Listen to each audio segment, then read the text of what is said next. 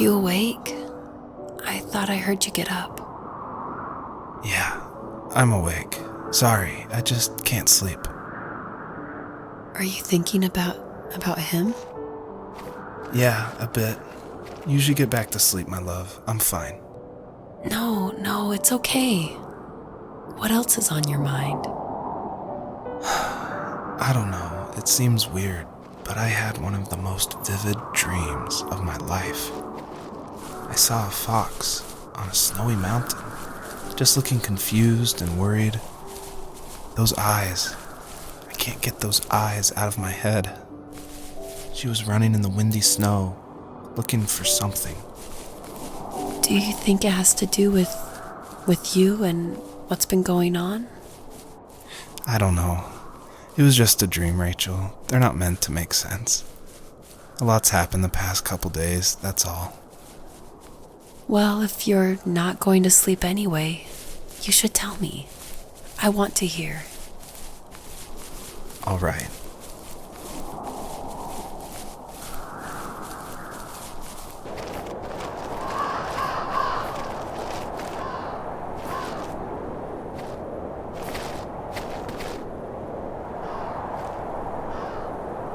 So, not far from her home, she followed that path to something unexpected.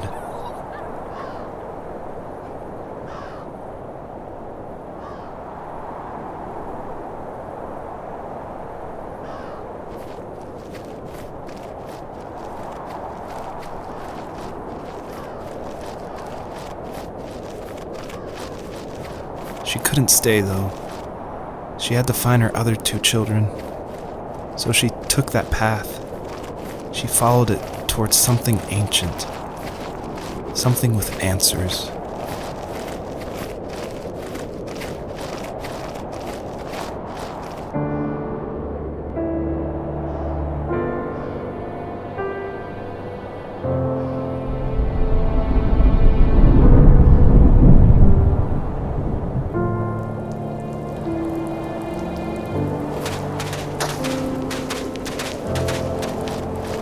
The fox looked high and low, searching for any sign of her cubs. Points of light showed the way to this ancient tree. It was as if each one had a story to tell, all their own.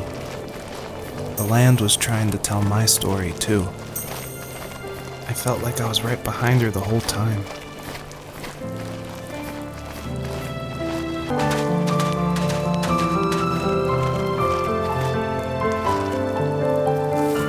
Do you remember what my dad did for a living? Wasn't he like a lumberjack? That's one way of putting it. If wood was a canvas, then a carving knife was his paintbrush. Even after working a 50-hour week, even after his hands were more splinters than skin, he would bring home the nicest piece of Alaskan weeping cedar and make me toys. That wooden train was the first toy I can remember, and I loved it. I just knew from a young age I was going to be a lumberjack, like my father.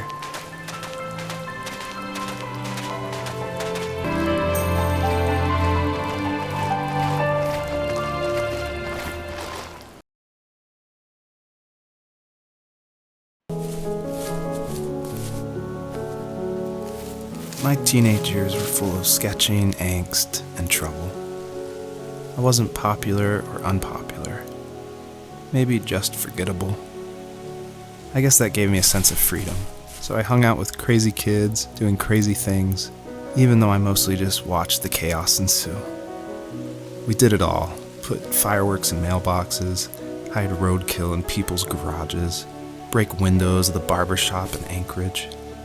My dad was furious, but he was so busy working he couldn't do much to stop me from going out. I think being an adult means there's no one to stop you making hard decisions. He had to make a living, and he couldn't be in two places at once. Yeah, I realize that now. But at the time, I was sure he was more interested in growing his business than what was going on with me. My friends would laugh about that night and talk about how crazy it was, and I laughed along, pretending it didn't bother me. But it did. I imagined my friends growing old in the bush, unable to find that thrill in those godforsaken ice fields. It's like those mountains were a literal wall keeping me from leaving, where all I would have to look forward to are lumber yards and evening beers. I had to climb over. That was my only goal for a long time.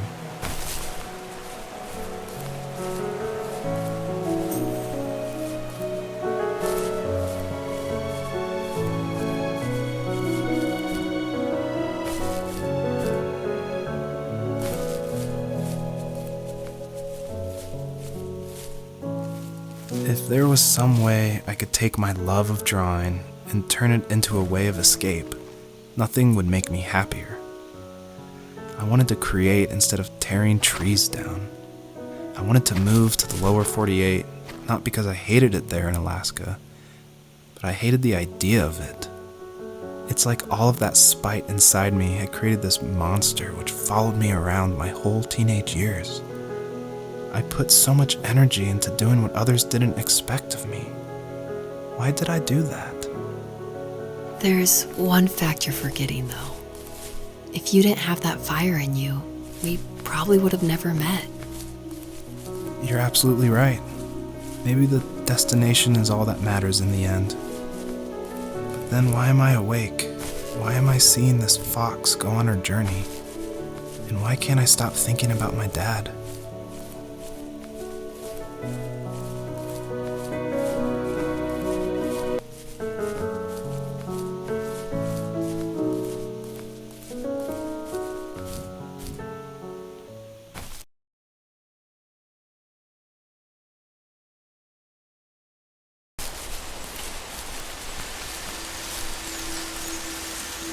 Even at my most distant, at the times when I detested him the most, he kept reaching out. For a year straight, he asked me every week when we were going camping. I thought he was just dense. Eventually, to shut him up, I agreed. We carried out the worn lawn chairs from the garage and set up a cinder block campfire at the site we'd always used behind the house. We walked down the mountain path, talking in the warm sunshine we only got a couple months of the year. Those 3 obsidian rocks shimmered alongside the shore, almost like sparklers pressed against a dark window. I'll never forget that wet stone on my feet, or how those massive mountains looked even bigger in the lake's reflection. I felt small, but grateful. As the sun set, my dad found something I hadn't seen for a long time. The tree where I'd made my first carving when I was 6. I hadn't even carved it. My dad had helped me, but I still called it my tree. Something about seeing my name there made me open up, and we talked about everything that night in that old camouflage tent. I told him how much I loved sketching and design, and how it would be a dream to study architecture in Seattle. I told him how I didn't get along with my friends much anymore, but that I didn't mind being alone. He told me he was there for me, and he joked that if all he had to do was write my name on a tree to finally get me to talk, he would have left me carved logs with novels on them in front of my room every morning. I don't know why it took me that long to realize it, but it was then I knew how much he had sacrificed for me.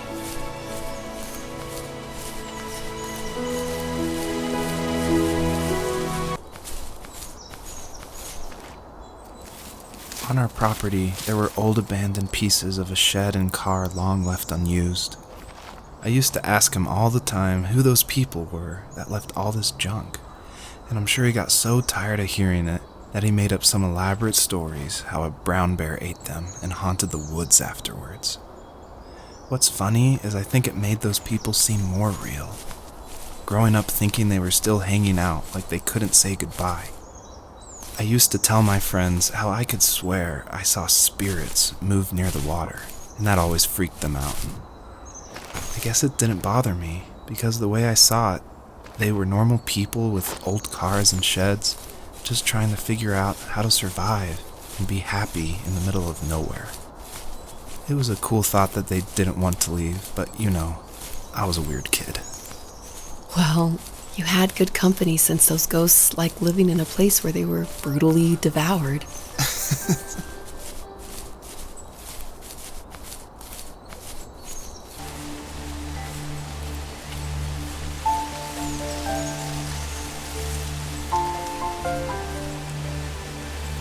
My dad built a lot of stuff in his free time. If he wasn't watching fly fishing or reading Tom Clancy novels, he was carving something. He made tons of birdhouses. Not that he was into bird watching, but I think he really missed working and adding on to the home.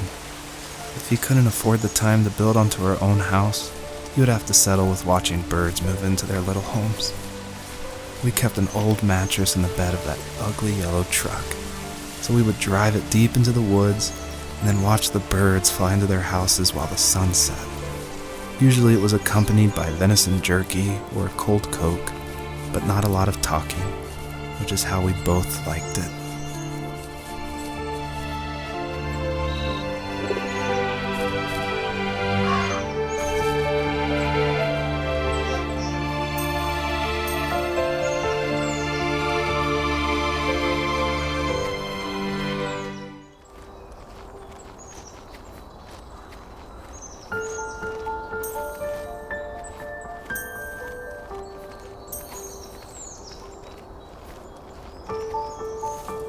We were happiest underneath the evergreens.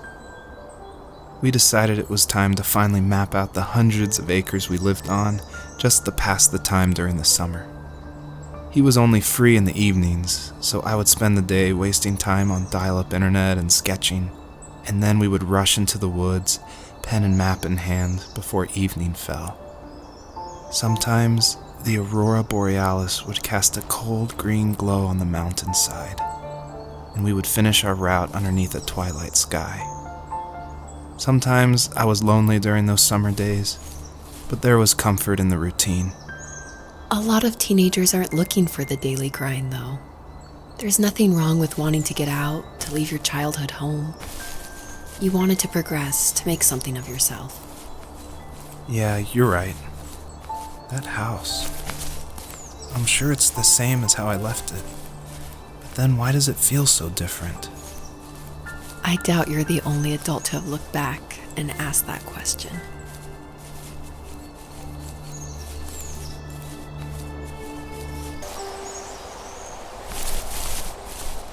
The perpetrator stood nearby, unfazed, like nothing was wrong. My dad is dead, and he's never coming back, Rachel. I can tell you these stories, but I can never reminisce with him again. He can never hold a grandchild that we'll probably never be able to have. I can never talk to him again, and I'll never be able to say I'm sorry for everything.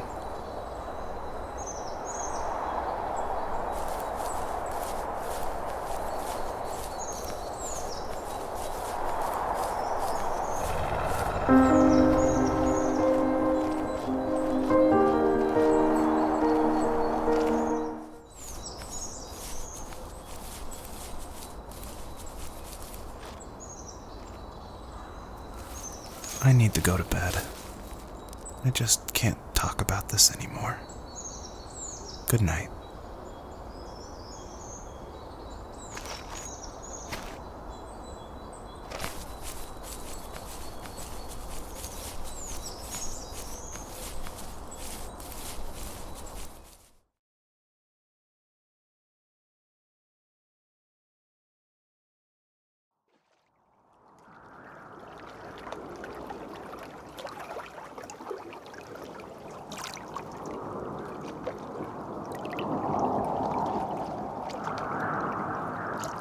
Joseph, you can't go to sleep feeling like this. I'm sorry for everything, and I know you need space, but I'm here for you. You don't need to feel so lost. Joseph, have I ever told you what my mother was like?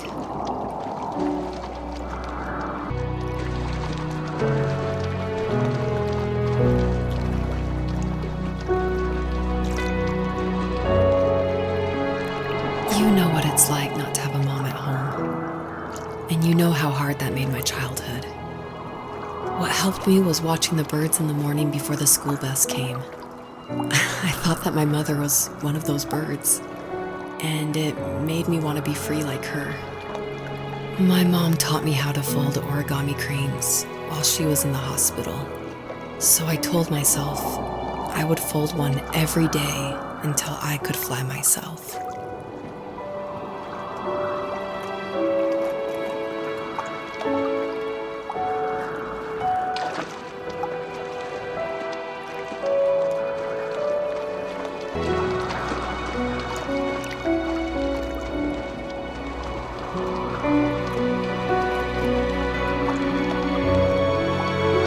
I think we both have always loved animals, and for me that love started with a dog.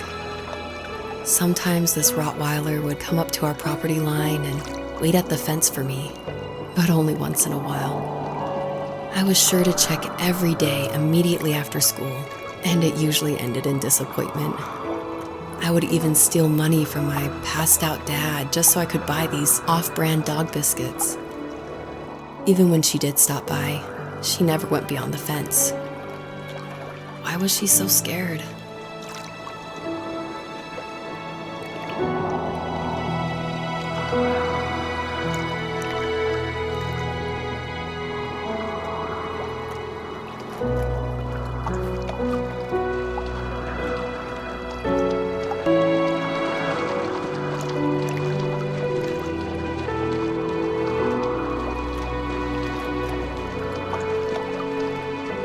I think my dad was the opposite of your dad in almost every way, except he was in the military as well.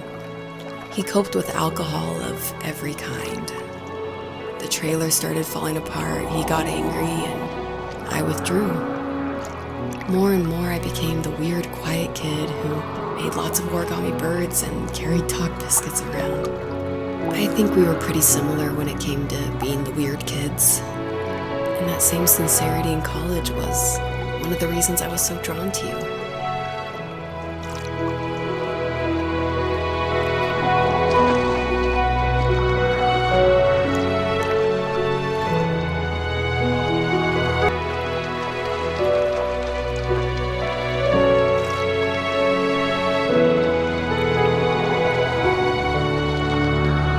Life got worse and worse, and at one point, I really didn't think I could survive another day with my soul still intact.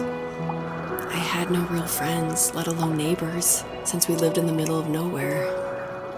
I should have talked to my teacher, but I was scared what he would do if he found out. As I waited for the school bus one morning, I walked around until I found something in an abandoned shed.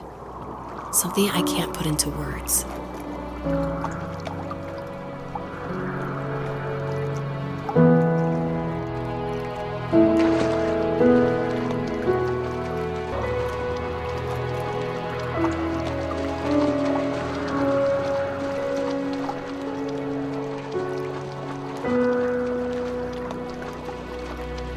I summoned courage I didn't know I had, and I broke into my dad's room and found the key to the shed where he had locked my bike.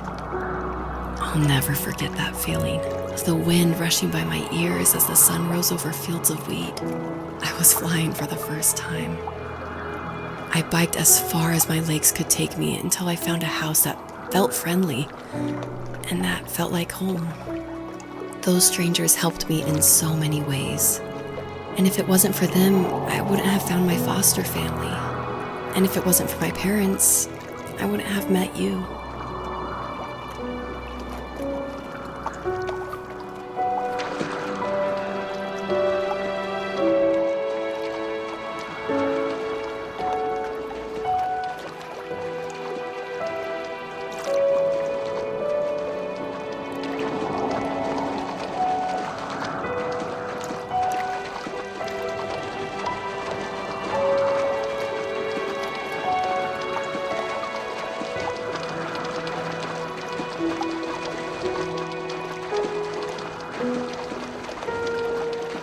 You have strength, Joseph, and you're not as alone as you think. It's all just so pointless. Just waiting for life to happen. It's like having the home I always wanted is cursed out of my reach. The thought of being a parent myself. How could I do that when I couldn't even be a good son? I'm sorry. I know what you're saying. I just don't know how things will work out. These quiet hours will turn into years. We'll wonder which roads passed us by. Then we'll forge a new road together. Besides, I discovered for myself that one fateful morning where any hopeful road leads to. There may be thorns and mist, but it always leads to the same thing. And what's that? Family. I'm so glad that you're part of my family, Rachel. And I'm glad you're part of mine.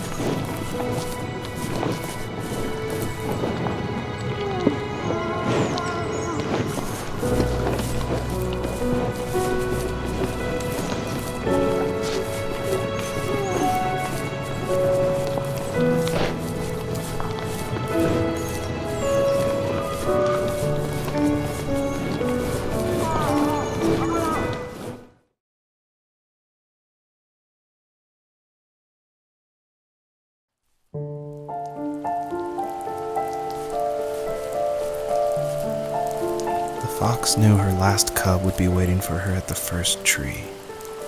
She was almost there. The rain cascaded onto the Jade Valley where the entrance to the tree was. Life was protected there, because that's where life began. It was now only a mother and a daughter left.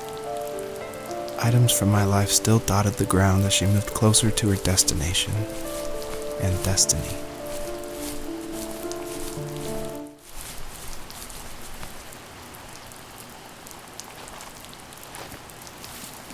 My dad was super supportive with my college plans, to a point.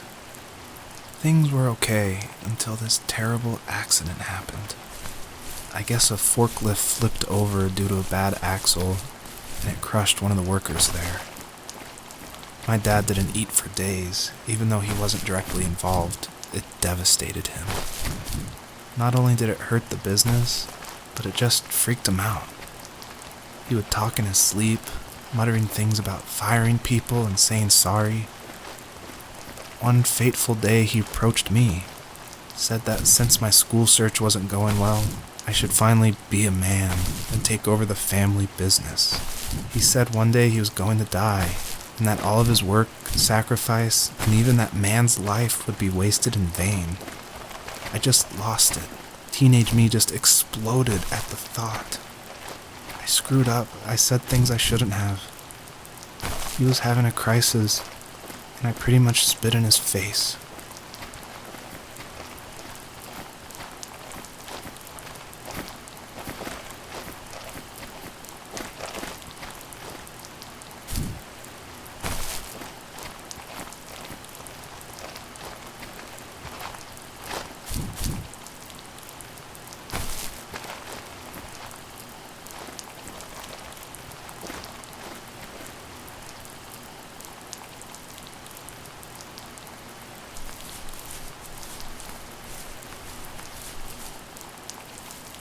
At the end of high school, I felt something I hadn't felt in a long time.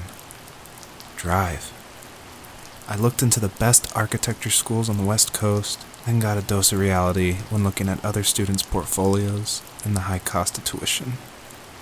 I still wanted to be something, to be the next Alvaro Siza, and to make those thousands of sketches worth something in my grand history. But now even an internship sounds impossible. Siza helped me understand how essential emotion is in architecture, and he also said light is the real composer of space. I like to think these glints of light, like not finding a job or even a strange dream about a fox, are something I should be thankful for, even if the illuminated space is something I'm less than comfortable with.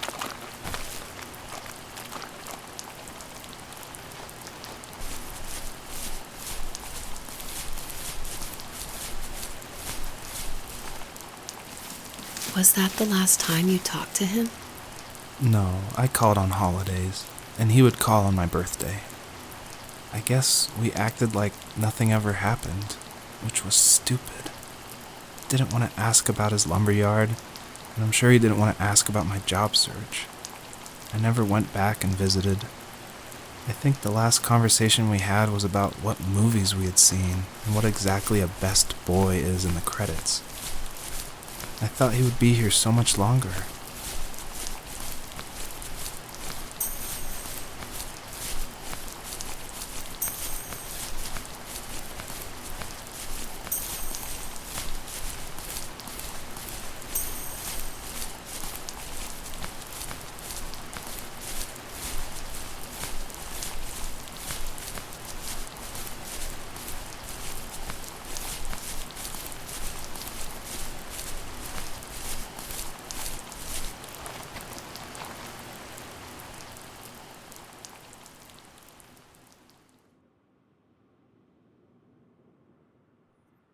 In the distance, the first tree illuminated the wasteland. She couldn't go home anymore. She did the only thing she was capable of: moving forward. My dad died alone in the middle of the wilderness. I should have been talking to him more. I should have done a lot of things differently. If the first tree on earth brought life with it, if it taught the birds to sing and fly and showed saplings how to grow, what could it do for us?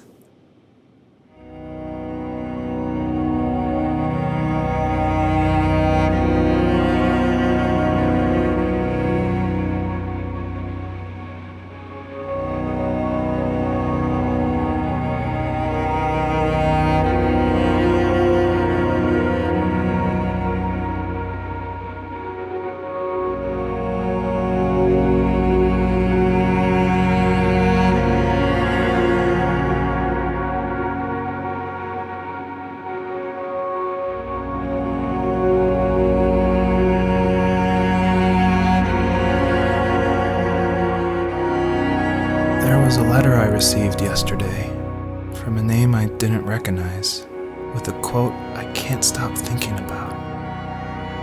Death is not the opposite of life, but a part of it. More and more, I'm realizing one important truth. Each of us have our own journey to the first tree, but sometimes I'm not sure I'm ready to take that first step. You already have my love.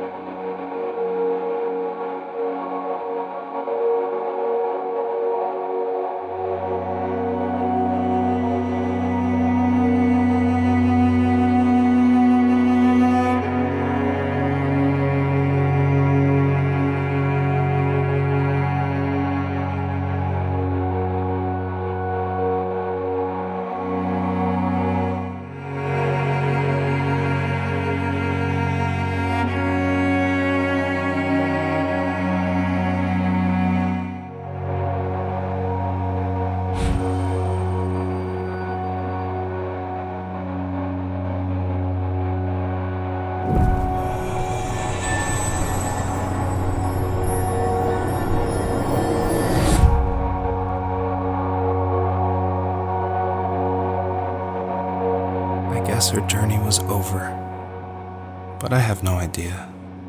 It was only a dream, a distraction from tomorrow. I don't think dreams normally bring back to memory so many important feelings. Maybe it was just a dream, but it was also a gift. Yeah, I suppose. But tomorrow we're getting on a plane to the last place on Earth I want to be.